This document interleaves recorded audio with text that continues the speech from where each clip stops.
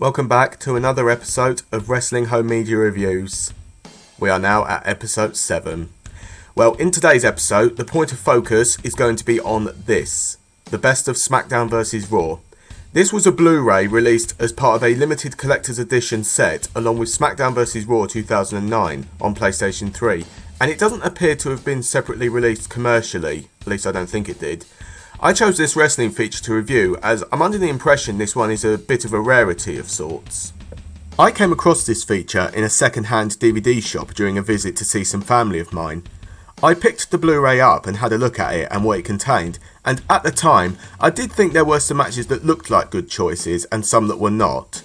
So anyway, I went and bought it, and luckily it didn't cost me a lot to buy, and after watching it I decided to review it in an episode of my review series. In this feature, it contains 8 matches, all consisting of guys from Raw against guys from Smackdown, and all from the early half of 2008. Along with those is one extra, that being the behind the scenes of the creation of the Smackdown vs Raw 2009 game. The scoring system for the matches featured will contain the following terms: exquisite for the excellent choices, tolerable for good enough choices, and inadequate for bad choices. There are no matches included as Blu-ray exclusives in this feature, so it appears this episode is going to be a bit shorter than all the others on the channel today. Anyhow, let's move on and look at the matches that were picked in this Blu-ray. In this feature, we have Todd Grisham as our host, and he briefly speaks to us before he moves us on to the first match, which is SmackDown's Finlay against Raw's Mr. Kennedy from the March 10th edition of Raw. This one is more of a beat-in than an actual wrestling match. Before the bell rang, John Bradshaw Layfield, who Finlay had been having problems with at the time, appeared on the Titantron and he made threatening comments towards him and his kayfabe son Hornswoggle. Once the bell rang and the match began, just seconds into the bout, Finlay hit Kennedy with his shillelagh, giving Kennedy the win via disqualification.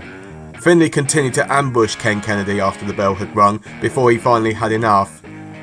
An absolute poor choice for a home feature looking at the best of Smackdown vs Raw, so we start the scoring system with a point for inadequate. Very nice indeed. Next up is a 4-on-2 handicap cage match from the March 14th episode of Smackdown. We have Raw's Ric Flair and Shawn Michaels taking on Edge, Kurt Hawkins, Zack Ryder and Chavo Guerrero.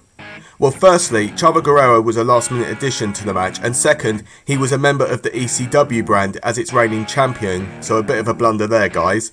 And also, I was under the impression that Ric Flair was a free agent during his retirement storyline, as he had been competing on both Raw and SmackDown shows, and even his lower third here shows SmackDown, whereas HBK shows Raw. I don't know, I'm really confused here. But moving on to the match now, Edge and company were pretty much dominant throughout this bout, and I did like this one quite a bit when I watched it when reviewing the match for this video. Despite an appearance from The Undertaker, who tried to go after Edge, Edge's team got the win in this match.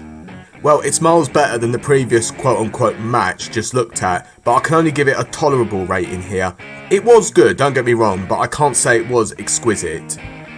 We now have SmackDown's United States Champion MVP versus Raw's Intercontinental Champion Chris Jericho. This one took place on the March 28th edition of SmackDown. These two were participants in the Money in the Bank ladder match at WrestleMania 24, and this match overall is quite good. Both MVP and Y2J fought a decent battle, however the way the match ends, it didn't need to happen that way. What happens was, the match came to an end when MVP was going to hit Y2J with the US title belt, and the referee called for the bell when MVP started to charge at Jericho, even though he didn't hit Chris with the belt. And after the match, Jericho grabbed a ladder from under the ring and hit MVP with it to end it all. This is one of those matches that overall is good, but the finish was really unnecessary. I'm going to go with tolerable again for this bout, just because of the finish. We come to SmackDown's Batista against Raw's Umaga from WrestleMania 24. This was billed as a battle for brand supremacy, how exciting, and I do feel Batista's popularity had begun to decline by 2008, as in this bout, fans were chanting for Umaga in this bout.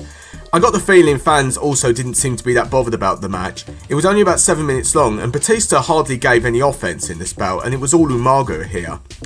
This match ended with the Animal hitting a quite clumsy looking Batista bomb on the Samoan Bulldozer to give SmackDown the win.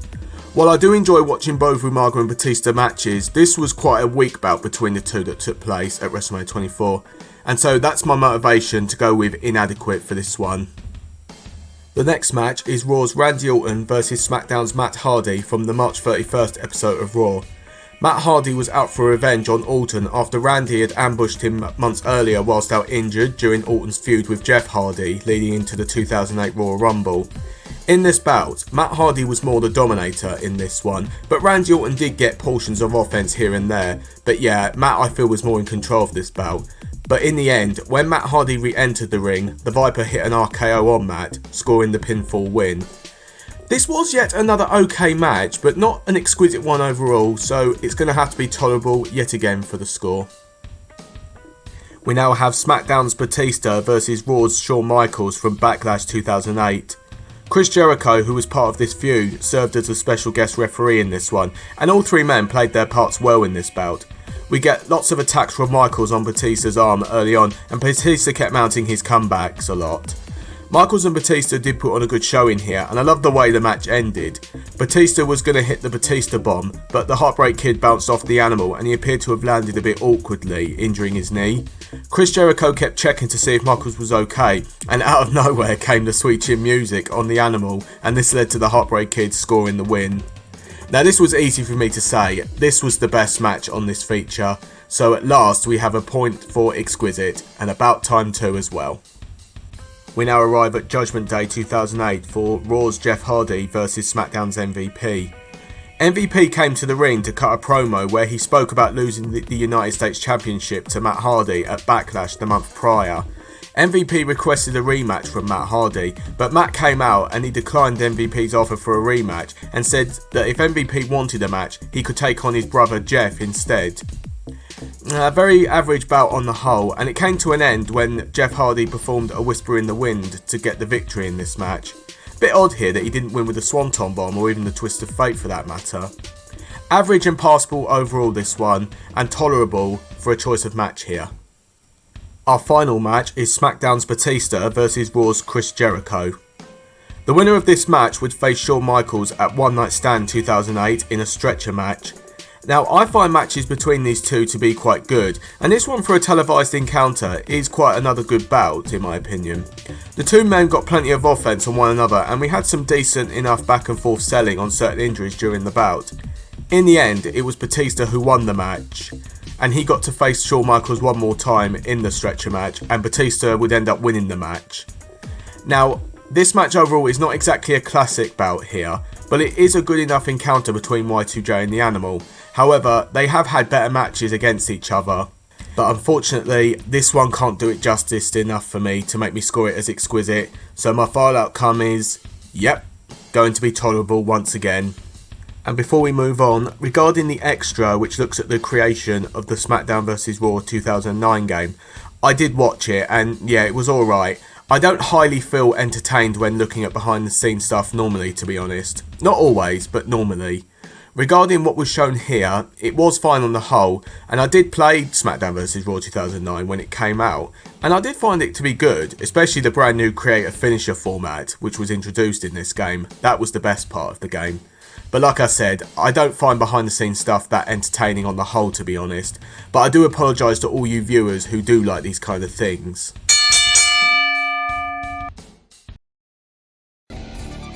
At last, we are now finished with our look at the feature.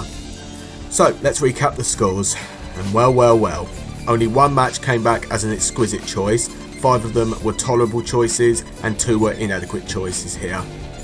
So overall, the choice of matches featured in this set to me were ranging from passable to just bad, with only one saving grace here. So for matches that were the best, well, there was only one here, that being the Shawn Michaels vs Batista match from Backlash 2008.